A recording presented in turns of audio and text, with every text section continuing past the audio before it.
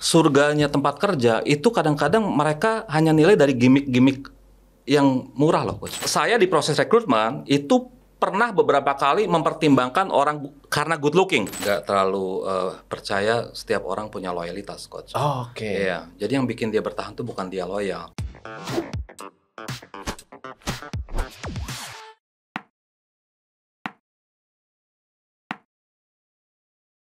Hai, saya Tom MC Ifle, founder Top Coach Indonesia. Hari ini saya bahagia banget karena saya bertemu dengan orang yang misterius. Jadi saya seringkali kelewatan di TikTok saya, di FYP, quote-quote motivasi.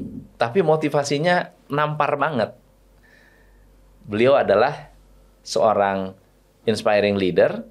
Beliau bekerja di multinational company, tapi nggak boleh disebut di mana. Tapi buat saya yang inspiratif adalah pemikiran-pemikirannya. Nah, gimana kalau kita dengarkan dari Rangga Talk. By the way, yang belum subscribe, silahkan subscribe untuk dapat konten-konten seperti ini. Mas Rangga. Yes, Coach Tom. Saya bertanya dulu, benarkah tukang bohong cenderung berpikir orang lain pembohong juga? Benar. Kenapa Benar. begitu? Karena pada dasarnya orang, manusia, Iya. itu egosentris. Dia menilai orang lain dari dirinya, apa yang dia lakukan. Gitu. Dia lebih cenderung menilai, oh, orang melakukan begini karena begini, itu adalah apa yang dia pikir. Gitu. Dia kan hanya memikirkan apa yang dia tahu, Coach. Apa yang dia tahu. Dan selalu egosentris gitu. Melihatnya dari diri dia, menilai orang lainnya. Sehingga kalau misalnya katakanlah dia seorang pembohong, maka dia cenderung menuduh atau curiga orang lain itu juga pembohong gitu. Oh. Pun buat pembenaran diri. Oh iya. Bahwa it's okay, saya ngebohong, dia juga pembohong juga gitu. Menarik. Ya. Menarik banget. Mas Rangga, ini kenapa TikToknya itu bercerita? By the way, teman-teman, kalau Anda nggak tahu, Anda pasti sering lah ketemu orang, pokoknya sering melintas lah nih. Viewersnya banyak banget. Rangga Talk. Cari tahu Rangga Talk di TikTok atau di Instagram ya. Di Instagram nggak ada? No, beda. Instagram saya dengan TikTok itu timnya beda. Oh, beda. Ya, pokoknya TikTok lah. Lihat TikTok. Jadi kontennya itu banyak konten tentang manusia. Kenapa? Jadi latar belakang saya kan sebetulnya bukan dari psikologi ya. Oke. Coach, bukan. Jadi saya tuh sebetulnya seorang industrial engineer. Gitu. Saya tuh lulusan industrial engineering, kerja sampai sekarang kurang lebih 23 tahun, dari tahun 2000 lah di industri manufaktur gitu. Nggak ada hubungan manusia sama sekali. Pun saya tetap berhubungan sama manusia dong, Coach. Iya, karena kata Simon Sinek kan juga business is about people. Iya kan. Jadi saya juga berinteraksi dengan manusia-manusia di pabrik, di market gitu. Nah, kenapa saya lalu lebih cenderung membahas soal manusia? Jadi ada riwayatnya, Coach. Ayah saya tuh psikolog, Coach. Ayah saya tuh psikolog. Dia kerja di Dinas Psikologi Angkatan Darat, di Spsiat dulu namanya. Nah, sekitar masa kekanak-kanak saya itu sering ikut beliau. Beliau melakukan psikotes, beliau memeriksa hasil psikotes, beliau mewawancara, itu saya bermain tuh di sekitar beliau lari-lari. Makanya saya percaya yang ada parenting yang bilang umur 5 sampai 7 anak dia berada di mana, dia besarnya akan menyukai itu. Passionnya di situ gitu. Nggak akan keluar dalam 1-2 tahun, keluarnya setelah besar. Nah, mungkin itu, Coach. Jadi saya belakangan, karena saya pun sudah mulai merasa jenuh hari-hari dengan manufacturing, dengan logistik, dengan supply chain, begitu-begitu. Nah, saya akhirnya lebih tertarik untuk membahas sisi manusia yang tentunya tidak lepas juga dengan bidang saya, Coach. Jadi saya tuh suka bicara tentang self-talk, self-love, gitu, self-care, gitu. Yang mana ini di dunia kerja itu juga sangat diperlukan. Jadi TikTok saya tentang manusia, tapi relate juga dengan lingkungan kerja. Lingkungan pekerjaan ya. Kurang lebih gitu, Pak. Oke. Kalau di dunia korporasi, apa sih yang banyak orang yang merasa bahwa dunia korporasi adalah dunia yang sangat keras, dalam hal persaingan untuk naik ke jenjang karir, kemudian harus menjilat sana menjilat sini, bener nggak sih? Bisa benar bisa enggak. Bisa tapi benar, saya nggak pernah jilat-jilat. Kalau Aldi Taher jilat-jilat istrinya. By the way, saya enjoy banget episode yang kemarin ya Aldi Taher, coach. Itu bagus banget. Gini, dunia korporat itu keras, memang keras. Karena kita bisa bilang bahwa itu kan bisnis besar ya. Bisnis besar, terutama kalau misalnya perusahaannya itu udah TBK gitu ya, udah terbuka, artinya itu diamati oleh publik, diamati oleh para pemegang sahamnya, seperti itu, maka bisnisnya harus berjalan bagus. Nah, bisnis berjalan bagus artinya seluruh proses di dalamnya pun harus berjalan bagus gitu. Nggak boleh ada kesalahan sekecil apapun. Artinya orang-orang yang berada di sana dari mulai proses rekrutmen pun itu sudah dipilih orang-orang yang dalam tanda petik bagus. Gitu. Nah, akhirnya pressure-nya memang tinggi, coach. Pertama, pressure dari pengejaran deadline, KPI. Karena kan semua untuk tercapai tujuan bisnis itu yang ujung-ujungnya adalah pasti tentang profit. Itu pasti kan KPI-nya ketat, coach. Deadline-nya ketat. Nah, di situ pressure-nya. Nah, ketika ada pressure itu, nah orang-orang pun itu sangat sangat tense-nya tuh tinggi, coach. Jadi bisa cara bicaranya. Saya tuh berawal dari perusahaan kecil, coach, di Bandung. Jadi sebelum saya bilang sebelum tahun 2000 tuh saya udah kerja di Bandung. Oke. Teman-teman saya, boleh tanya coach, ke orang yang di Bandung yang baru lulus, itu mungkin dari 100% lulusan, yang mau pindah ke Jakarta itu hanya sedikit. Karena tense-nya itu, ya pressure-nya itu gitu. Nah itu kan kebanyakan korporasi besar kan di Jakarta kan. Betul. Gitu. Nah jadi saya nggak seperti ini nih, ngomong nggak keras. Istri saya bilang saya berubah banyak sejak di Jakarta itu. Bicara keras, kasar, asal judes. Saya Bandung. Lahir di Bandung? Bandung, ya. Oh, oke. Saya Bandung. Nah, saya jadi ngomong keras, judes gitu ya. Itu karena memang ke bawah. Jadi bukannya orang judes, orang galak gitu, orang Jakarta enggak. Memang gayanya begitu. Karena pressure sama arusnya tuh kenceng banget, Coach. Di korporasi besar gitu. Nah, tapi kalau berbicara soal karyawan ya, teman-teman Gen Z saat ini, mereka kan sangat memperhatikan yang namanya mental health. Oke. Benar nggak sih? Iya. Mulai memperhatikan mental health. Jadi ketika membahas tentang toxic leaders atau lingkungan kerja yang toxic, itu benar-benar berdampak kepada kehidupan mereka ketika menjalankan pekerjaan atau menjalankan kalau bisnis kan mungkin enggak ya, tapi menjalankan pekerjaan sehari-hari mereka. Ya, saya termasuk sempat ada culture shock. Jadi saya kan mulai kerja kan sebelum tahun 2000, coach.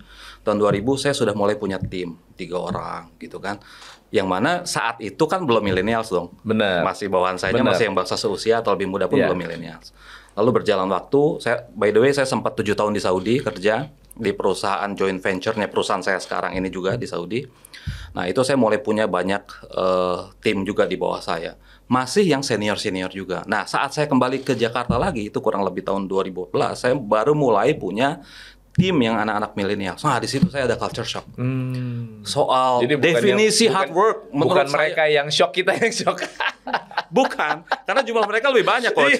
Bener. Gitu. Jadi saya yang beradaptasi terhadap mereka, bukan mereka beradaptasi terhadap saya gitu. Wow. Definisi hard work udah beda.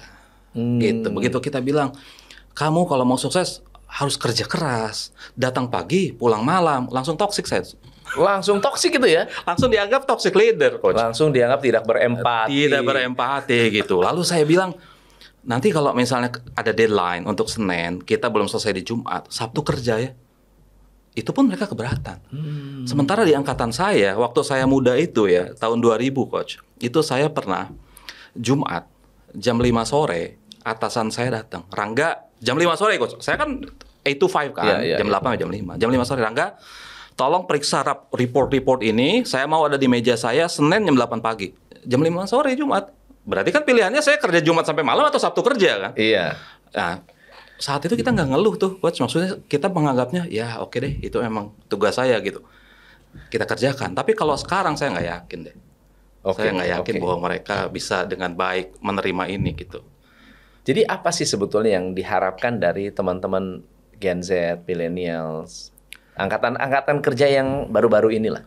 Ya, lebih memahami, ini kan beda bidang kerja beda ya, Coach. Jadi yang kita bicara inilah satu korporasi manufacturing company lah. Jadi yang memproduksi barang lah, apa makanan dan lain-lain ya. Nah, korporasi itu kan prosesnya kan berjalan terus gitu. Jadi kayak sales kita kan nggak libur Sabtu Minggu. Coach. Produksi Sabtu nggak libur. Gitu kan. Nah, jadi kita yang ada di head office memang hari kerjanya itu Senin, Monday to Friday, jam 8 sampai jam 5 gitu. Tapi once di hari Sabtu ada kenapa-kenapa, dia kan harus mau masuk. Nah, itu harus dipahami gitu. Yang harus dipahami itu kalau misalnya timbal balik lah. Jadi sebetulnya work life balance itu bukan berarti 50-50 adil. Betul. Coach. Karena gimana caranya mengeduket orang tentang work-life balance. Karena orang banyak berpikir bahwa work-life balance itu balance-nya lebih banyak di istirahatnya daripada di work. Mereka sebagian orang ya, nggak mereka ya. Nanti saya di komplain lagi. Sebagian dari mereka menganggap work-life balance itu adalah banyak rebahannya. Coach. Banyak rebahan, exactly. Banyak rebahannya. Padahal work-life balance adalah bukan berarti 50% buat kerja, 50% buat rumah. Nggak begitu-gitu amat gitu.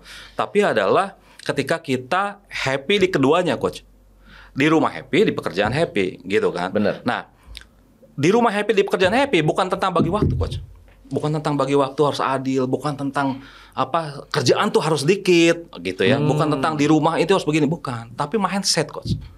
Gitu. Jadi kita memilah work-life balance itu bukan di activity-nya, di mindset kitanya harus balance. Gitu dong. Karena kan kita pun lagi kerja gitu ya. Kadang-kadang misalnya datang jam 8 lewat. Kita nggak dikomplain kok, company oke. Terus nanti dia pulang lewat pun lebih harusnya dia oke lah gitu. Belum, walaupun ada peraturannya misalnya untuk yang muslim kan ada sholat di duhur, ada sholat di asar. Company kan fleksibel untuk itu gitu. Jadi kalau saya mau bilang tuh teman-teman Gen Z ya, itu ya bisa mengadaptasi itu gitu. Bisa mengadaptasi itu. Karena kebanyakan sekarang menganggapnya kerja itu ya mau enak gitu. Santai. Bahkan beberapa dari mereka coach bilang surganya tempat kerja itu kadang-kadang mereka hanya nilai dari gimmick-gimmick yang murah loh coach. Misalnya kita bikin di pantry ada shelf isinya snack, coklat, minuman ringan begitu. Dia bilang wah ini kantor asik nih gitu. Padahal nothing, itu paling berapa duit sih coach? Benar. Kayak begitu gitu kan. Atau bean bag kalau sekarang. Iya begitu. Nah sedangkan di perusahaan korporasi besar sekarang yang masih konservatif nggak ada tuh yang gitu-gitu kan. Nah jadi kadang-kadang mereka lebih makan sama gimmick-gimmick begitu yang mereka pikir fun gitu. Ya banyak orang yang mau kerja di Google, wah karena Google ada free buffet ya, makan gratis segala macam fasilitas banyak. Dan buat mereka itu adalah satu hal yang menarik buat mereka ya. Iya. Jadi kalau misalnya ada kata-kata saya resign nggak apa-apa dapat gaji lebih kecil asal lebih santai, itu banyak yang begitu ya? Banyak. Mungkin ya. Kalau yang saya dapati yang dapati ada. Saya bilang banyak saya nggak berani. Ada. Saya tahu gitu. Ada. Jadi ada tuh orang-orang yang oke deh nggak apa-apa gue resign, meninggalkan fasilitas, meninggalkan apa. Yang penting asal saya bisa kerjanya benar-benar mendapatkan work-life balance versinya mereka. Iya. Kalau mau versi positif, saya juga begitu, Coach. Jadi waktu itu saya sempat masuk salah satu multinational company juga. Kalau yang perusahaan yang sekarang bisa saya bilang ini adalah food industry. Saya pernah masuk ke paper industry. Gajinya double, Coach. Jadi waktu saya pindah, saya waktu potong separuh tuh. Enggak, waktu saya pindah dari yang food industry ini ke paper industry, saya naik double gajinya dan saya dapat sign on fee, Coach, kayak pemain bola. Asik. Jadi di muka langsung cash. Pemain bayaran ya? Pemain bayaran, di muka langsung cash. Saya kan diajekan gitu. Langsung cash dikasih di muka, gaji double. Tapi kerjanya gila. Ya harus siap gitu ya. Nah, saya jalanin tuh. Saya nggak ngeluh, nggak apa gitu. Hanya akhirnya keluarga saya yang bilang katanya, kan saya di rumah dipanggilnya Abi ya sama anak-anak ya. Ini Abi nih kayaknya mendingan balik lagi deh ke perusahaan dulu deh. Emang kenapa? Jadi galak sekarang. Iya benar. Jadi galak. Terus saya terbang terus, coach. Terbang. Jadi Senin pagi udah di Halim. Terbang tuh. Ada ke Pekanbaru, ada ke Surabaya gitu. Nanti pulang Jumat malam. Sabtu Minggu di rumah sih, tapi galak menurut anak saya. Gitu. Nah, akhirnya setelah beberapa bulan gitu ya, akhirnya saya di sana 1 tahun 7 bulan saya ingat. Akhirnya saya kontak ke perusahaan yang lama gitu. Dan posisi saya masih kosong. Artinya saya balik ke situ, role-nya itu dipersyaratkan sih, role-nya tetap tapi ada tambahan kerjaan. Gaji balik tapi nggak sekecil yang sebelumnya. Naik tapi nggak sebesar yang ini. Jadi gaji saya turun, kira-kira turun 1/4-nya lah. Tapi saya lebih happy, coach. Jadi saya kenyataan itu. Iya? Berarti kenyataan itu ya? Kenyataan. Jadi saya di situ ada 2 pelajaran yang sering kita bahas nih di topik-topik, di antara topik favoritnya anak-anak korporat nih. Ya, dia bilang, boleh nggak sih kalau saya pindah gajinya turun? Saya bilang boleh, saya pernah. Gitu kan. Terus yang yang kedua, boleh nggak sih kembali ke perusahaan yang dulu kita pernah resign? Saya pernah juga. Saya bilang boleh. Maka ada pepatah kan bilang jangan bakar jembatan kan. Benar. Gitu. Jadi kalau lu resign, saya selalu bilang gini, coach. Orang tuh suka salah. Orang kalau sudah nggak happy, dia mau resign, dia malas-malasan, coach. Wah, itu salah bang. Itu bikin posisi kita di posisi lemah banget, nggak punya bargain position. Betul. Apakah kita dengan current employer, perusahaan yang sekarang, atau perusahaan yang nanti, kita nggak punya. Benar. Jadi kita ibaratnya misalnya kita pemain bola nih, Cristiano Ronaldo nih, udah nggak kerasan di MU misalnya. Terus dia jadi ogah-ogahan, mana ada klub yang mau ambil dia kalau dia nggak fit. Gitu kan, ogah-ogahan latihan segala. Nah, sebetulnya di pekerjaan juga sama gitu. Jadi saya selalu bilang, kalau kamu sudah nggak kerasan di perusahaan itu, justru kamu naikkan kinerja kamu. Antara perusahaan ini akan berpikir 2 kali buat naikin gaji kamu dan bikin kamu happy, atau kamu ditaksir sama perusahaan lain gitu. Tapi kalau kita terus males-malesan, dua-dua nggak mau. Perusahaan yang sekarang nggak mau, perusahaan yang nanti nggak mau gitu. Malah membuktikan bahwa kamu sebetulnya nggak layak. Ya, itu dia. Nah, ini memang banyak kejadian orang yang mengajukan 1 bulan notice. Sebetulnya tujuan 1 bulan notice adalah mereka bisa menyelesaikan pekerjaan yang tertunda. Tapi actually mereka nggak ada kerjaan. Jadi pada saat 1 bulan notice pun selama 1 bulan nggak ngapa-ngapain. Jadi sebetulnya memang membuktikan bahwa orang itu memang nggak ada kerjaan. Padahal harusnya dibalik ya. Harusnya 1 month notice itu dia sibuk banget. Iya. Karena dia menyelesaikan pending pekerjaan dan dia handing over. Dan dia mempersiapkan supaya dia punya kinerja gitu di perusahaan yang baru itu tetap bagus gitu. Tetap bagus. Iya, artinya dia harus tetap bangun pagi, dia tetap harus bergegas, dia harus tetap berpikir gitu kan. Kalau enggak ya dia jadi lemah gitu. Sepakat nggak sih dengan istilah beauty privilege? Saya mau nggak sepakat tapi harus sepakat. Habis gimana dong ya? Harus sepakat. Jadi katanya orang yang good looking itu lebih mudah diterima di lingkungan kerja atau bahkan di tempat baru. Pasti ya? Pasti. Berarti enggak mudah diterima ya. Dia akan lebih menjadi atensi untuk diperhatikan, untuk untuk diperhatikan, untuk diberi kesempatan. Betul. Untuk diberi kesempatan gitu. Iya, lebih menonjol lah daripada kita lusuh atau Iya. Berarti sebagai makanya sebagai seorang karyawan itu nggak boleh juga kita mengabaikan penampilan. Ya, coach, saya gini tentang ini nih.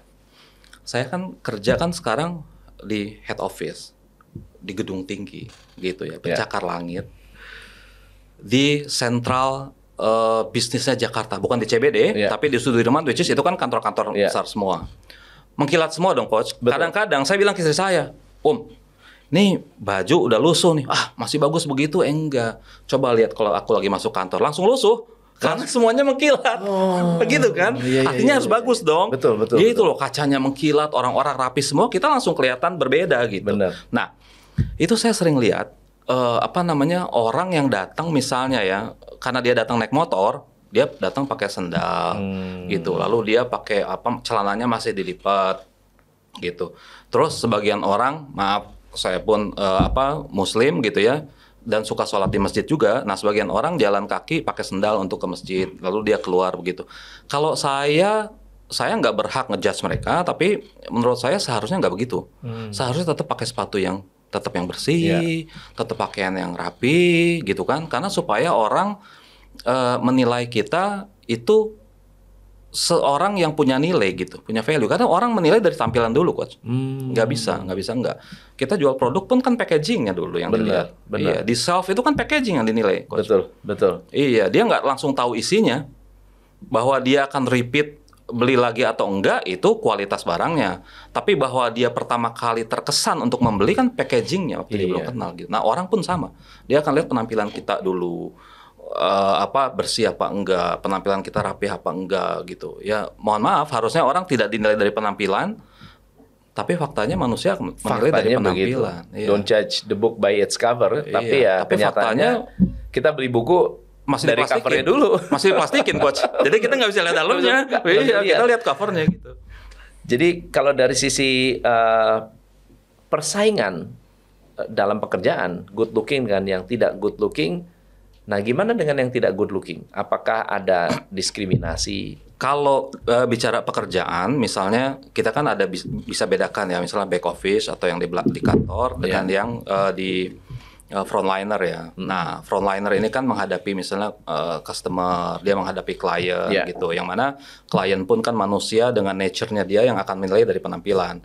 Nah, jadi kalau misalnya perusahaan tetap prefer gitu untuk yang frontliner ini yang good looking, menurut saya sah-sah aja gitu ya. Tapi good looking pun relatif loh, Coach. Jadi kalau misalnya dibilang cantik itu relatif gitu, itu termasuk good looking di perusahaan pun relatif. Karena menurut saya itu walaupun orang nggak cantik ya, lelaki nggak tampan gitu, tapi dia diajari manner yang bagus, attitude yang bagus, auranya positif, pikiran dia positif, itu menarik. Sebetulnya juga bisa terpancar juga ya dari dalam juga, karena dia attitude-nya bagus. Iya. Perempuan cantik kalau judes juga kelihatan kan, Coach. Orang juga nggak demen. Nggak suka. Betul. Iya, orang ini takut nih, susah untuk mendekati orang yang jelas-jelas walaupun dia nggak ngomong tapi udah kelihatan judes. Iya. Nah, kembali ke yang Coach tanya bahwa di dalam perusahaan, kalau yang saya dapati ya, memang untuk pertama kali impression itu good looking itu penting.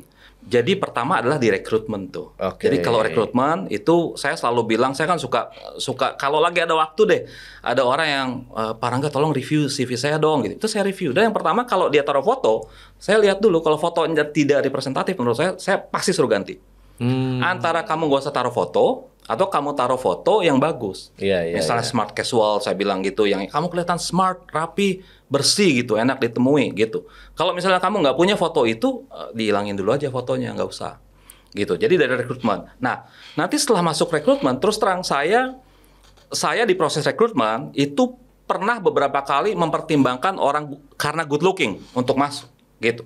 Tapi di sisi lain saya tidak pernah ngedrop CV yang qualify gara-gara dia nggak good looking. Gitu. Jadi betul-betul kesan pertama gitu. Nah, kalau sudah di dalam perusahaannya, Coach, itu udah pasti, kalau perusahaan yang besar gitu ya, itu udah pasti KPI sih.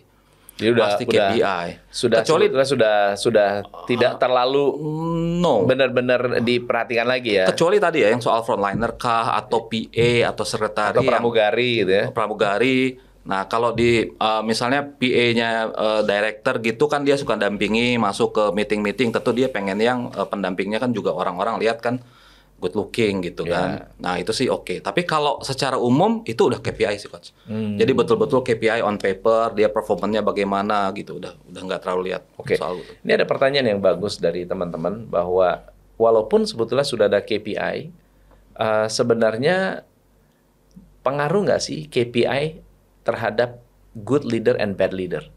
Jadi good leader terhadap KPI anak buah dan bad leader terhadap KPI anak buah itu ada dampak? Dampak, maksudnya si bad leader memberi nilai buruk untuk KPI gitu? Yes and no. Jadi contohnya begini, saya punya atasan yang baik, saya lebih termotivasi untuk perform dibandingkan saya punya atasan yang buruk. Pasti dong, pasti. Anak buah itu padahal KPI itu kan pengaruhnya untuk kita juga. Iya, ya sayangnya gitu. Jadi makanya kalau kamu mau dinilai bagus, baik buruk atasanmu ya kamu tetap harus tampil bagus. Sayangnya. Nah, itu dia. Sayangnya karena nggak ada misalnya dilihat ini bad leader, ini good leader. Misalnya 2 orang deh, sahabatan gitu. Yang satu di departemen A, satu departemen B gitu. Yang satu well perform karena atasannya enak banget nih. Support gitu ke dia kan. Coachingnya bagus, dia trainingnya ada, dibantu. Kalau ada masalah di backup, bagus dah dia. Iya. Yang satu apes nih misalnya dapetnya bad leader gitu, nggak pernah disupport, salah-salahin mulu, atasan yang salah ditimpain ke dia. Ya sorry itu memang terjadi coach. Gitu. Padahal si anak buahnya bisa achieve KPI, tapi karena bad leader dia mungkin malas perform. Bisa terjadi ya? Bisa terjadi ya? Terjadi, bisa. Yang akhirnya sekarang kan sempat tren juga yang namanya apa? Quiet quitting. Quiet quitting ya. Quiet quitting. Terjadi nggak sih itu? Terjadi. Itu yang saya ke tim saya by the way anak-anak muda semua coach. Yeah. Ya, itu. Saya selalu bilang quiet quitting itu nggak ngerugiin perusahaan. Perusahaan tuh nggak pernah rugi coach. Lu dinilai jelek, lu gue ganti, simple. Iya. Simple. Iya. Kalaupun belum sempat ganti, teman dia yang suruh tinggal tunggu waktu sebetulnya. Tunggu waktu gitu. Jadi kita betul-betul quiet quitting kah, kinerja bagus kah, itu buat kita semua coach, bukan buat perusahaan.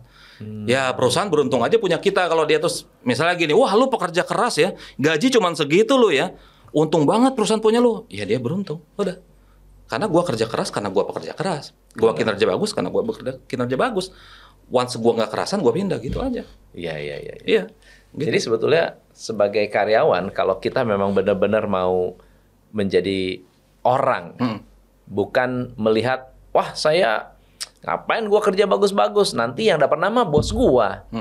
Padahal sebetulnya kalau dia kerja bagus, actually yang dapat benefit sebetulnya dia ya. Dia. Karena walaupun yang coach bilang tadi, secara KPI dia nggak bagus kan. Orang kan nggak buta sekitar dia coach. Benar. Orang tuh nggak buta. Yang namanya kadang-kadang di kantor ya orang bilang kan, wah, jangan ngomong nih, tembok nih bisa denger nih. Iya. Gitu kan. Itu dalam arti negatif kan. Dalam arti positif bisa juga gitu. Benar. Kamu kerja bagus, tapi Dinilai sama jelek. atasan dinilai jelek terus. Tembok denger juga, tembok lihat juga. Benar. Cepat atau lambat manajemen tahu juga coach. Gitu. Iya, ininya nanti salah satu kemungkinannya ketika salah satu departemen, misalnya salah satu manajer selain atasannya butuh orang, dia akan ngomong ke atasannya, tuh saya mau yang itu tuh, ambil aja, kesian dia orang bagus tapi lu kan lihat nilai jelek kan, buat gua aja deh. Gitu. Iya. Wah itu ini bagus banget, bagus banget. Iya. Karena banyak sekali orang hanya berpikir dari satu sisi. Dari sisi saya merasa dirugikan, padahal dia nggak melihat bahwa sebetulnya dia juga dinilai sama orang lain. Iya. Kalau zaman sekarang, benar nggak sih bahwa nepotisme itu tetap ada dalam dunia kerja? Ya, nepotisme kita samain dulu definisinya. Nepotisme adalah lebih mendahulukan keluarga atau teman atau orang dekat, ya, yang faktanya ada orang lain yang lebih capable dari mereka ya, lebih kompeten, tapi didahulukan mereka ya. Karena sebagian orang bilang nepotisme nggak apa-apa dong kalau orangnya bagus. Itu bukan nepotisme sebetulnya. Nepotisme itu adalah ketika orang yang tidak kompeten tetap dipakai karena dia adalah anggota keluarga atau teman dekat atau kerabat gitu. Ada. Masih muncul ya? Masih muncul. Terutama di family business. Family business. Bukan. Kalau saya bilang kalau kayak di korporasi besar seperti yang saya sekarang itu rada sulit karena betul-betul KPI. Ada KPI. Betul. Iya. Karena makanya KPI. penting banget tuh KPI ya sebenarnya. Penting. Usaha-usaha kecil itu banyak yang malas bikin KPI karena merasa rumit, ribet. Iya.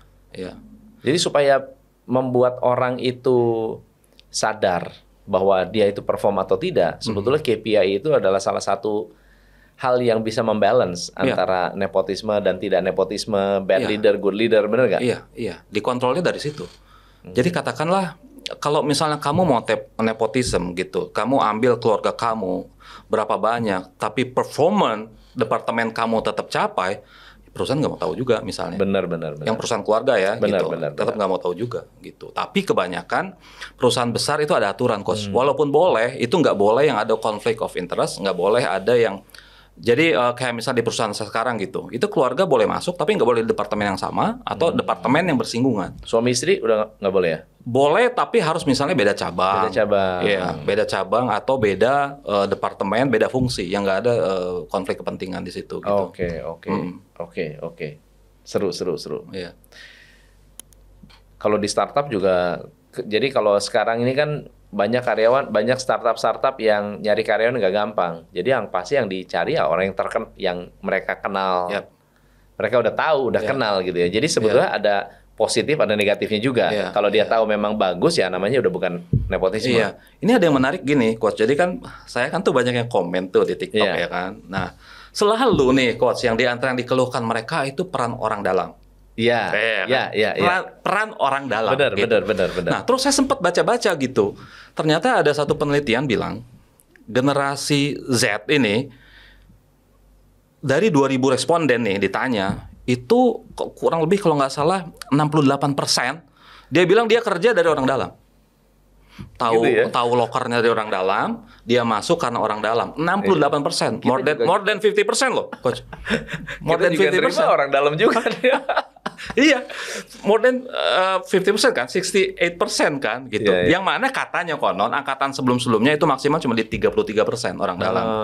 Sisanya cari sendiri gitu. Tapi kalau saya lihat pertama itu responden 2.000 ya. Kalaupun misalnya benar mewakili, ya mungkin karena sekarang banyak banget pencari kerjanya. Itu kan kalau nggak salah perbandingan pencari kerja dengan jumlah loker kita di tahun 2002 itu 1:15, Coach. Kalau kita ambil statistiknya. Jadi untuk satu posisi itu rebutan 15 orang kita tahun 2022. Kurang lebih ya. Statistiknya saya baca ya. Dari BPS lalu saya simpulkan kurang lebih satu lowongan kerja yang dibuka di 2022 itu ada 15 orang pencari kerja yang rebutan untuk itu gitu. Nah, sekarang kalau dari 15 orang itu 68% pakai orang dalam, berarti yang 5 orang udah pasti nggak masuk tuh dari 15 orang. Jadi satu loker dikejar 15 orang, 5 orang udah langsung ke sisi karena 10 ini saingan pakai orang dalam. Saingan orang dalam. Gitu. Kalau kita bicara dari hasil penelitian itu gitu. Cuma kalau sudah ada di perusahaan-perusahaan yang sudah ya kalaupun saya menggunakan metode nepotisme karena sudah kenal, lebih nyaman, apalagi Gen Z kan lebih lebih sensi ya. Mereka itu memikirkan well-being, ya mental health, lalu kemudian mereka mau kerja itu memang ada kenyamanan, itu akan sebetulnya membypass banyak masalah. Yang awalnya mungkin kalau masuk lingkungan kerja nggak enak, ini karena udah ada yang kenal, udah jauh lebih baik. Berarti ya harus banyak gaul, ya enggak? Ya banyak-banyak bergaul lah, banyak berteman. Makanya kan katanya kan di antara memperbanyak rezeki itu memperluas silaturahmi. Berteman, lu gaul gitu. Apalagi misalnya sekarang ada LinkedIn. Benar. Ya dong, LinkedIn say hi aja. Itu misalnya saya memang sering nggak baca karena banyak banget DM yang masuk gitu. Tapi saya nggak mengabaikan kalau memang dia ada yang menarik ya. Bukan hanya good looking. Saya kadang-kadang kalau weekend gitu saya klik profilnya, kalau bagus itu saya DM loh.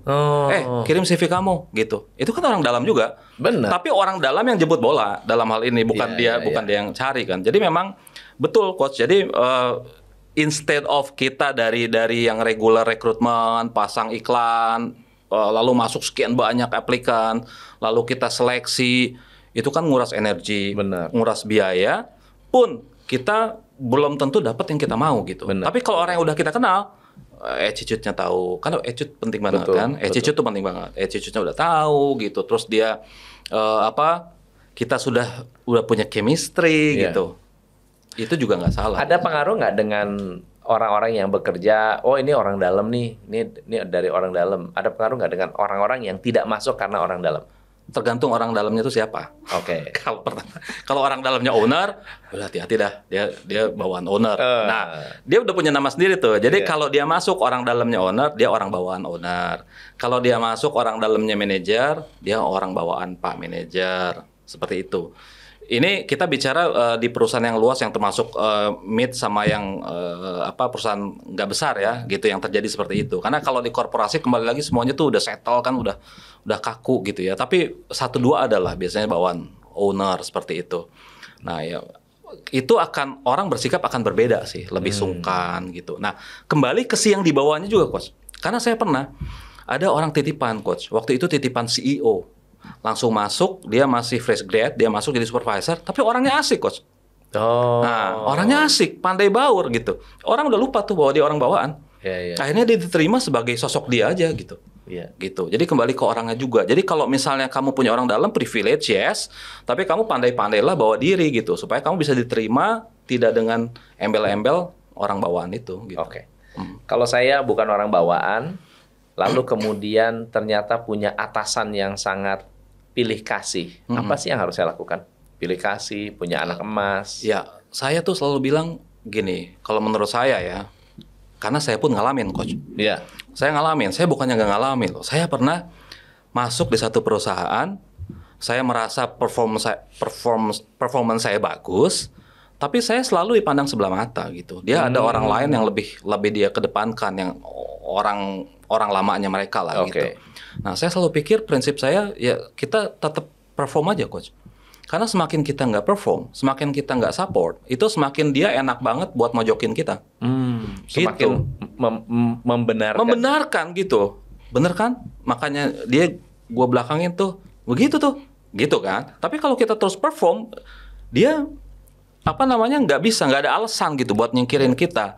Nah, di sisi lain, menurut saya, kalau kita hendak pengen berkarir di situ tapi punya atasan seperti itu, si atasan itu pun kan manusia, Coach. Kita bisa approach gitu. Kita juga jangan keras kepala dah. Gitu kan. Kayak teori public speaking lah. Jadi kita bicarakan tentang audience kan. Kalau kita bawahan ya bicara tentang atasan lah. Gitu. Jangan bukan mendewakan atasan, tapi kan memang kita di situ untuk support atasan kan gitu. Jadi kita perform secara pekerjaan, KPI kita fulfill, kita ada pendekatan personal juga gitu. Harus mau mendekati. Iya dong, iya. Mau mengenal, tak kenal maka tak sayang. Betul. Jangan-jangan sebetulnya hanya pikiran kita aja dia galak atau ternyata hatinya baik. Iya. Banyak loh kejadian atasan gua galaknya minta ampun. Tapi begitu dia keluar, yang paling dikangenin ya dia. Iya. Kita kalau pengen diingat, kalau nggak jadi orang baik banget, galak banget. Galak banget. Gitu. Kalau enak-enak lupa deh, udah dilupain gitu. Tengah-tengah nggak ada yang diingat, bener banget. Iya. Oke, ini keren. Nah, kalau Mas Rangga pernah nggak punya leader yang dikagumi? Pernah. Jadi kalau leader yang ini versi karyawan, leader yang bagus tuh yang gimana sih? Leader yang bagus itu leader yang bikin kita kerja nyaman, udah pasti. Kerja nyaman tuh gimana? Kerja nyaman itu artinya kita ketika kita berbuat bagus diapresiasi, berbuat buruk nggak dijudge, gitu. Kita dibantu untuk memecahkan gitu masalah yang kenapa kita berbuat buruk. Kenapa kita salah, istilahnya bukan berbuat buruk. Kenapa kita melakukan kesalahan gitu. Kenapa kamu bikin salah? Oh, begini. Oh, harusnya lain kali begini. Bukannya dijudge. Kalau dijudge tuh kadang-kadang nggak becus kamu. Gitu. Kamu bisa kerja nggak sih? Ada yang begitu, leader. Nah, jadi ketika kita berprestasi diapresiasi, ketika kita berbuat salah kita tidak dijudge. Itu yang kerja nyaman tuh. Karena kalau kita sudah kerja nyaman itu nggak ada lagi tuh misalnya kita ngeributin jam kerja pulang malam disuruh datang pagi. Saya pernah punya perusahaan yang coach tanya itu, saya pernah punya satu leader yang saya sampai sekarang masih kagum sama dia. Pertama dia nggak pernah marah, yang ngomongnya santun sekali. Lalu dia sering sharing dengan cara yang enak tanpa menggurui gitu. Sharingnya itu santun sekali gitu, orangnya baik. Gitu. Nah, di era saya berada di bawah dia manajer waktu itu, saya supervisor. Saya pernah di hari Senin, saya ingat satu hari tuh, Coach. Hari Senin, kan udah hari paling dibenci tuh sedunia sama budak korporat tuh. Hari Senin, hujan. Saya waktu itu belum punya mobil, Coach, masih supervisor. Saya pakainya motor, gitu ya. Senin, hujan, saya nggak enak badan. Alasan 200% nggak masuk, saya harusnya punya alasan. Tapi saya berangkat, Coach. Kenapa? Happy banget. Jadi waktu itu, orang nggak akan percaya saya cerita ini. Jadi saya pernah punya satu tempat yang lingkungannya, atasannya yang tadi saya cerita itu, terus lingkungan kerjanya tuh orangnya bikin happy, Coach. Nggak ada itu office politik, nggak pernah ngomongin orang, gitu. Terus kalau datang nyambutnya kayak keluarga, gitu. Bahkan sampai mereka kenal mama saya. Saya misalnya kalau yang buat ibu-ibunya saya kenal sama suaminya gitu. Bisa begitu. Jadi kalau dibilang tapi itu resign akhirnya. Enggak. Di situ saya justru saya promotnya di perusahaan itu. Oh, oke. Gitu. By the way masih perusahaan yang sama sekarang. Bertahan ya. Iya. Gitu. Nah, jadi ada sosok seperti itu gitu. Nah, itu yang bikin bikin kita betul-betul. Jadi benar sih kalau ada bilang anggap tempat kerja seperti rumah, itu orang bilang jangan karena itu bukan rumah. Iya. Memang jangan. Tapi kalau ternyata kita punya tempat kerja yang kita berasa di rumah, ya kita nggak usah definisikan lah, kita enjoy aja gitu. Nah itu saya pernah punya. Ya orang-orangnya seperti keluarga. Saya ingat banget itu, karena saya harus akhirnya berangkat hujan-hujanan naik sepeda motor pakai jas sampai kantor happy bener, gitu ketemu hai gitu. Bukannya lupa sakitnya ya? Lupa sakitnya. Jadi ada coach, bukannya nggak ada. Dan itu pengaruh dari leadership atau memang pengaruh dari karyawannya? Atau jangan-jangan leadernya yang membentuk seperti leader yang bentuk. Oh gitu. Leader yang bentuk. Iya. Keren ya? Iya, leadernya yang bentuk. Dan kalau nggak salah lebih dari setengahnya orang-orang di situ dia yang rekrut gitu. Jadi dia chemistry-nya udah sama. Termasuk dia yang rekrut tuh gitu. Jadi memang dia waktu interview itu kan kita kan bisa punya feel kan, chemistry-nya gimana nih orang gimana. Itu jadi lebih dari setengahnya itu udah cocok gitu. Gitu coach. Kalau untuk membangun karyawan yang loyal tuh gimana sih? Oh, sebelum ke sana. Ada persepsi yang sedikit berbeda. Kalau dari kacamata karyawan, leader yang baik adalah leader yang seperti itu. Tapi kalau dari kacamata atasan, yang di atas nih, leader yang baik adalah leader yang galak. Benar nggak sih? Dari kacamata atasan? Saya business owner nih. Saya punya manajer. Oh, ngerti. Iya. Iya. Saya juga pernah di perusahaan soalnya. Iya. Jadi kalau dulu saya baik-baik, lu galak dikit kek. Nah, bener gak sih? Nah, coach, ini yang coach ngomong, yang saya bilang leader barusan, ya, itu saya pernah bilang ke beliau tuh gak pernah marah, coach. Saya, by the way, saya pernah di Jakarta bareng beliau, lalu akhirnya beliau pindah ke Saudi nih, ini asal muasal saya ke Saudi, akhirnya dia ajak saya Saudi, gitu kan. Nah, di situ itu kan kita kan multinasional coach. Itu ada orang India. Jadi karyawannya itu orang India, orang Nepal, orang Pakistan, gitu-gitu. Yang mana menurut saya yang di lapangan kalau nggak digalakin coach, itu naik ke kepala gitu. Susah gitu diatur. Nah, ini tetap nggak pernah marah bos saya ini. Saya pernah satu kali ketemu beliau, saya bilang, "Pak, saya boleh ngomong nggak?" Saya bilang. Karena saya cukup dekat sama dia gitu. Sampai dia bawa ke Saudi juga kan. Saya bilang, "Bos sekali-kali marah, Pak." Gitu. Karena kalau nggak marah Pak, itu dia makin besar kepala gitu, ya kan? Saya malah diceramain coach. Oh gitu. Rangga, saya mau ngomong, kamu tahu nggak? Kamu tahu kalau kita marah berapa otot itu yang tegang di muka kamu, di muka kita itu. Sedangkan kalau kita tersenyum berapa otot? Saya bilang ya udah deh, kalau gitu biar saya aja yang marah. Kalau gitu biar saya yang marahin. Jadi saya bilang udah gini deh Pak, kalau gitu kita play good cop bad cop aja deh. Saya bad copnya, Bapak good copnya gitu. Oke. Iya. Jadi benar Coach. Jadi saya membenarkan apa yang Coach bilang. Oke. Nah ini yang kedua nih, Tadi ada yang baik-baik, atasan bilang lu galak dikit dong, biar orang respect sama lu gitu ya. Tapi ada yang kedua nih. Perusahaan-perusahaan yang berkedok kekeluargaan. Nah, gimana tuh? Gini ya, perusahaan berkedok keluargaan tuh gini. Dia kan selalu bilang, ini saya baru kemarin bahas juga di postingan. Dia bilang gini, perusahaan, ada yang bilang gini kan, bekerjalah, cintai pekerjaanmu, gitu kan.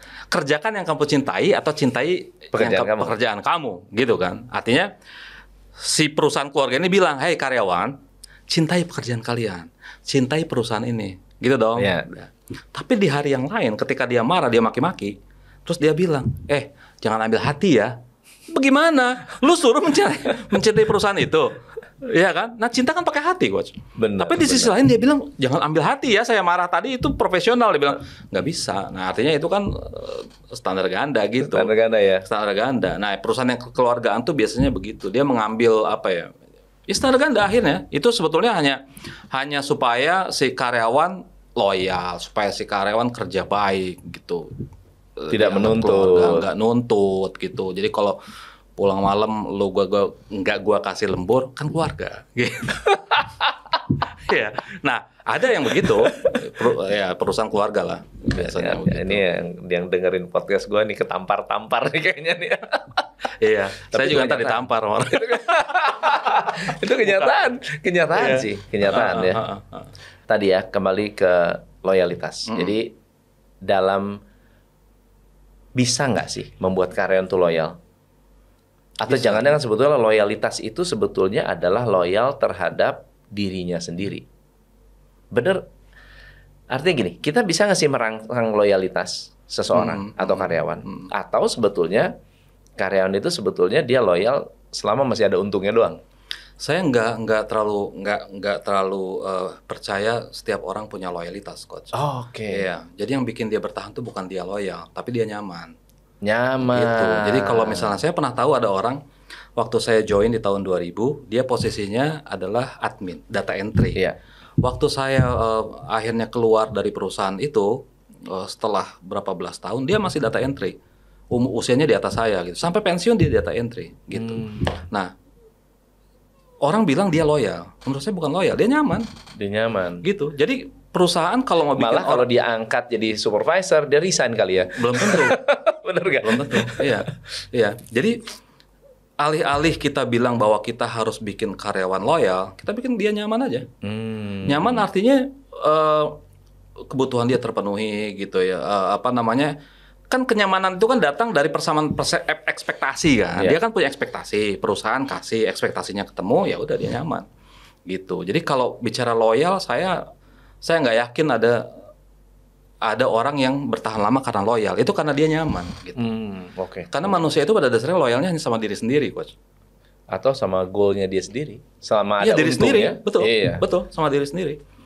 Gitu. Benar. So, Mas Rangga karyawannya ada berapa sih? Timnya ada berapa? 15 orang di HQ. Terus ada yang indirect, yang tidak langsung gitu, ada di pabrik yang logistik. Tapi yang langsung 15 lah, kurang lebih. 15 ya. Ya 15 sih manageable ya, bisa kelihatan Manageable semua lah, ya. Manageable lah. Ada nggak sih orang yang masuk kerja bertahun-tahun nggak kenal siapa-siapa di perusahaan? Maksudnya masuk keluar nggak, ya tahu cuma segelintir orang doang. Ada nggak sih? Ada. Dan kerjanya bagus lagi. Oh. Ada, saya kenal. Jadi malah dia proses dari karir dia itu dari bawah banget, Coach. Jadi dia dari admin gudang, lalu dia naik ke posisi staff lalu supervisor setelah sekian lama akhirnya jadi manajer, dan dia nggak pernah tentu kenal lah, kan sama kolega, sama rekan kerja kan kenal. Tapi artinya tidak berteman akrab, kongko. Dia nggak misalnya makan siang bareng-bareng, dia nggak. Dan dia kerjanya oke. Dia datang jam 8, pulang jam 5 pas gitu. Dan semua KPI tercapai, kerjaan selesai, nggak pernah ada orang komplain tentang kerjaan dia gitu. Tapi dia nggak berteman dalam arti bukan bermusuhan ya. Tapi dia nggak punya teman dekat gimana gitu. Dia datang, saya hi gitu, misalnya makan pun sendiri atau dia bekal, pulang bertahun-tahun. Nah, orang-orang seperti itu tuh akan dianggap sebagai orang yang wah lu sombong atau apa. Mungkin nggak sih? Jadi omongan gitu. Kalau di office politik kan banyak kan seperti itu. Wah ini cuma ada sih. Nggak perlu kayak gitu pun kan tetap diomongin. Kita baik-baik pun tetap diomongin, Coach. Gitu. Jadi kalau orang pada dasarnya kalau saya bilang ya di kantor itu selama kita memang tempat kerja kan. Jadi selama kita penuhi job desk, kita penuhi KPI, orang mau ngomong apa ya bodo amat gitu. Karena lu jadi orang baik juga diomongin. Karena kan iya, karena kita nggak pernah punya satu kubu di kantor. Itu ada beberapa kelompok selalu gitu. Selalu ya. Selalu. Iya. Nah mungkin orang tipikal yang saya cerita itu justru nggak pengen berpihak gitu, Coach. Gitu. Karena kalau dia dekat sama si A, itu diomongin sama si B, kelompok B. Dia dekat sama kelompok B, dia diomongin kelompok A. Jadi ya lebih baik dia sendiri aja gitu, tanpa bermusuhan ke kedua kelompok itu. Mungkin itu yang menjadi sebetulnya strategi terbaik itu seperti itu ya. Iya.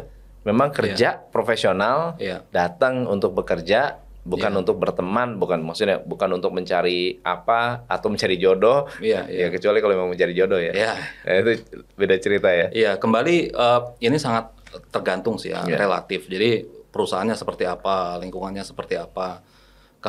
Tapi pada dasarnya di perusahaan manapun, selama dia job desk terpenuhi, KPI terpenuhi, dia mau nggak punya teman, nggak ada yang berhak komplain dia sih. Seberapa penting training untuk seorang karyawan? Artinya gini, karyawan itu expect ada training di perusahaan nggak sih? Expect dong. Expect. Dan harus expect, iya. Harus expect, jadi saat dia masuk, dia harus berharap ada training. Karena udah pasti saat dia masuk itu dia nggak 100% apply, dia punya kompetensi itu pasti nggak 100% sesuai. Udah pasti perlu training yang untuk mengadaptasi lagi dia untuk perform gitu. Nah, sebetulnya dua sih, training sama coaching gitu. Itu nggak kalah penting. Coaching itu jadi yang apa yang atasan sampaikan di day to day activity gitu. Kamu sebaiknya begini. Oke, kalau mengerjakan begini, kalau ada masalah ini begini. Itu kan coaching kan dari atasan gitu. Mengenai attitude itu kan dapat dari coaching gitu. Nah, kalau training itu kan yang lebih terstruktur kan. Jadi misalnya untuk training mengenai transportasi gitu, transportasi darat kalau di logistik, lalu training mengenai kalau katakanlah di industri saya kan ada namanya production planning, training mengenai production planning yang efisien tuh seperti apa, nah itu training tuh gitu, atau pelatihan misalnya keamanan kerja gitu supaya dia tidak terjadi kecelakaan kerja, itu kan training itu perlu, karena belum tentu orang yang masuk tuh udah paham gitu. Iya. Ternyata banyak orang yang masuk kerja, banyak hal-hal basic yang harus diajarin pasti. juga ya, nata meja. Pasti, apalagi kalau dia fresh graduate, Coach. Apalagi fresh graduate. Sorry to say, menurut saya kesiapan kerjanya rendah sekali. Gitu ya? Fresh graduate, ya mungkin nggak sampai 40% menurut saya. Itu yang saya pernah bilang ke teman saya, ada yang dosen itu mungkin kampus-kampus harusnya ada semacam pelatihan dari mulai bikin CV, dari mulai bagaimana memulai hari pertama di kerjaan gitu-gitu. Itu banyak yang nggak siap. Keren. Mas Rangga, thank you so much. Sama-sama. Ada pesan nggak nih buat teman-teman yang sedang bekerja atau sedang ingin berkarir di sebuah perusahaan supaya mereka benar-benar bisa bersinar? Ya, pada dasarnya kita harus punya short term goal, mid term goal, sama long term goal gitu. Kita harus punya career goals gitu. Kita mau jadi apa? Saya selalu bilang gini. Kalau misalnya background saya misalnya teknik industri gitu. Teknik industri satu jurusan kan kita pasti punya beberapa opsi untuk karir kan. Jadi misalnya kalau saya teknik industri, saya bilang ke teman-teman teknik industri misal itu kita bisa jadi targetnya jadi katakanlah supply chain director kah? Gitu kan, atau operation director kah gitu, atau bahkan bisa misalnya kayak ke marketing director, teknik industri juga bisa. Nah, kita pilih 3 itu lalu kita lihat, kita cari role model, Coach. Itu penting, Coach. Penting. Dan privilege anak angkatan sekarang dibanding angkatan kita dulu itu adalah banyak role model sekarang. Iya, betul. Kita tinggal tiru aja. Terus track recordnya seperti apa gitu. Stepping stone-nya mereka yang mereka lewatin tuh apa aja gitu. Dia harus punya setelah lulus dia harus punya kompetensi apa, masuk ke perusahaan macam apa gitu. Itu dibikin tuh, itu untuk long term goal-nya gitu. Nanti ada yang mid term goal-nya itu dia rencanakan perusahaan-perusahaan yang harus dia masukin, gitu ya. Nah dia jadi nggak harus di satu perusahaan, Coach, bisa beberapa perusahaan gitu. Jadi yang paling penting itu adalah karena kalau kita nggak punya tujuan kita kan nggak kemana-mana, Coach. Jadi kita harus punya tujuan dulu. Kita mau kemana nih kerja dan semuanya harus harus direncanakan, Coach. Jadi harus direncanakan. Karir itu direncanakan, nggak bisa ngalir gitu aja. Oke, nggak bisa nunggu ya. Nggak bisa nunggu, nanti saya diangkat jadi ini. Nggak bisa nunggu ya? Nggak bisa nunggu gitu. Bahkan kita bisa ganti. Saya selalu bilang gini, kalau lu nggak puas sama atasan lu, ganti atasan lu. Ya pindah kerja lagi ya? Pindah kerja gitu. Pindah kerja, ganti atasan lu. Pindah bagian. Iya, jadi kalau misalnya kita berada di perusahaan A, perusahaan B, perusahaan C, itu karena memang kita ingin berada di sana gitu. Jadi nasihat saya buat teman-teman nih, job seeker terutama, Coach, miliki long term goal, lalu bekerja keras lah gitu. Yang jelas sukses karir itu nggak mungkin dicapai dengan rebahan gitu aja. Terakhir. Ya. Ada tanda-tanda nggak bahwa sebaiknya kamu resign? Ada pertanda-pertanda yang harus dilihat oleh seorang karyawan bahwa ini dia udah tanda-tanda lebih baik saya resign. Apa tanda-tandanya? Iya begitu. Misalnya apakah atasan atau biasanya antara atasan atau lingkungan kerja tidak support atau bukan menjadi bagian dari long term goal itu tadi. Harus resign. Harus resign. Makanya kalau tidak ada long term goal, banyak kan meskipun keadaan sudah tidak memungkinkan, udah kena leader toxic, tetap nggak bisa kemana-mana. Karena dia nggak tahu mau kemana lagi. Iya. Kita analogi gini aja, Coach. Misalnya long term goal kita adalah dari Depok mau ke Jakarta Kota gitu, iya kan? Naik KRL dong, komuter lain.